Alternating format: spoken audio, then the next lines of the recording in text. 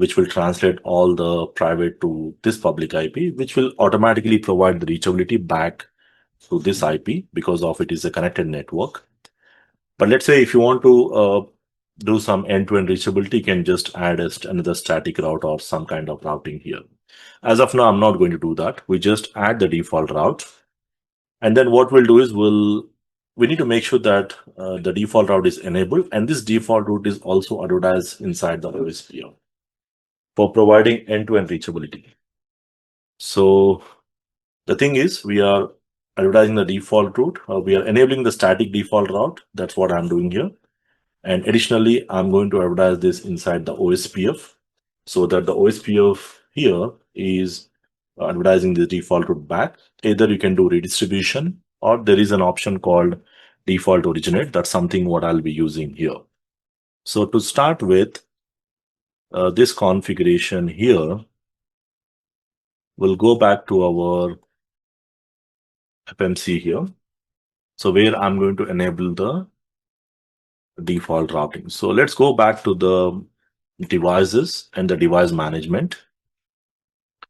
And from the device management, this is what we'll actually see. Now, these are a few warnings you will see if there is a deployment process is not done. So you should see the status, interface status. This is fine. Just leave these messages as we are able to see the process. Once you again deploy that, these messages will go off. Okay. So what we'll do meantime, what we'll do is we'll quickly go to the FTD. And from the FTD under the routing, we add that static route. We can also run BGP. Later on, we'll try to run the BGP a little bit later on. So as of now, we just go with a static route. And we'll be adding a static route. So we click on add route.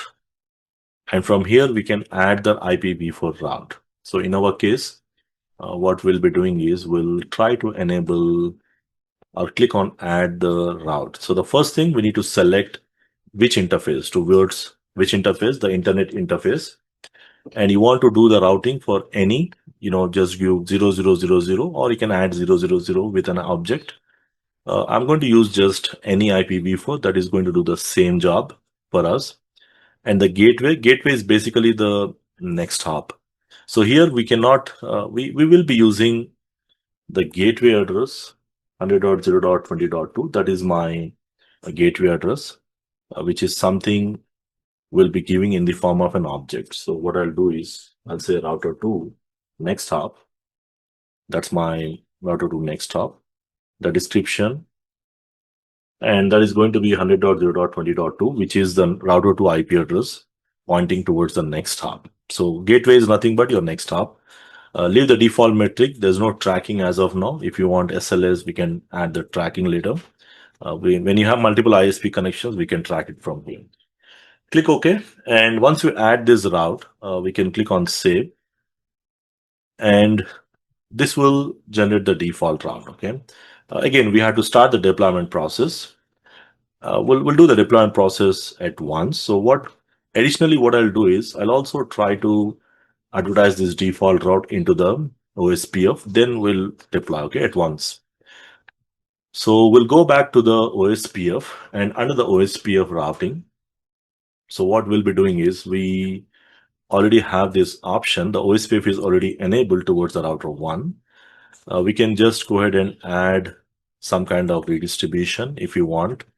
So in our case, we don't need that redistribution. So what I can do is I can go ahead and enable the default information originate. So if you go to the advanced options, I should see the options somewhere here. The route ID it takes automatically. We can also give the manual route ID if you want. In our case, we enable this command called default information originate. Now this is equivalent to default information originate command, which will automatically advertise the default route. Because once you write a default route, it will generate a default route into the routing table. And we are telling that this default route should be advertised into the OSPF to ensure that router 1 or any other routers, if they want to go to any unknown network, they will be coming to the FTD.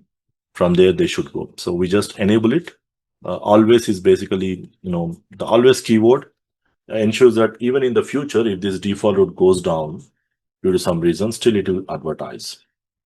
Because normally there are two things. One is the default route must be present in the routing table in order to advertise. If I don't tick this option, okay. So when I tick this option, irrespective of the default route is present or not, it will advertise. This is same like default information originate always keyword we use inside the Cisco routers. Always is better because any unknown traffic will still come up to here. Later on, it may get dropped due to routing issues. That's a secondary thing. So we just add this and that's it. Once we add this, click OK. And I think this will be good enough. Redistribution is not required because anyway we are advertising the default route. That will be good enough. We can go ahead and click on save and deploy this. So while deployment, again, we have to go back and select the FTD, click on deploy. And this is OSPF. This is the default routing. Just for the sake of, verification, because we can always go back to the deployment history and check that. Okay. So select the deploy. I think already we added the deployment option. As you can see, it has started the deployment process here. So we will wait for this deployment process to go ahead. And once it is done, what I expect is already the neighborship is up. So, and I don't have any routes because there is no routes advertised from the FTD except the connected interface. But once it is done, I'm expecting the default route must be coming up onto the router 1, which is like a confirmation that any unknown routes or unknown routing, it will go to the FTD. That's what I'm expecting here. So post deployment, we'll be able to see that. Let's wait for this to deploy here. So as you can see, the deployment process been successful. Just it took 1 minute now. So we'll go back, and as you can see, there is a default route being advertised into the OSPF. This is like every branch office running OSPF inside network. They will be receiving the default route, and any unknown traffic, they will automatically come to the FTD, which is specifically destined for the internet, because as per my topology, any unknown traffic will be coming here. Okay. So this basically confirms that we do have the default route. And if you want to quickly confirm, we can also go to the FTD CLI, where I can simply verify the route. Show route will be good enough to verify. And there is a default route added there. Show route static you can also do to be more specific. As you can see, the default route is already there. Okay, so this way we can make sure that the LAN users can get the default route, and anything going to any unknown networks, they can use the default route to reach out here.